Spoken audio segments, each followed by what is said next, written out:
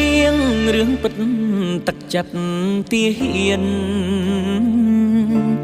អង្គអាចក្លាហានការពារទឹកដីរស់តាមព្រំដែនណា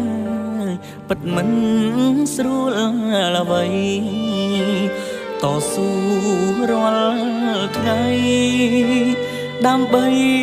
មាតុភូមិ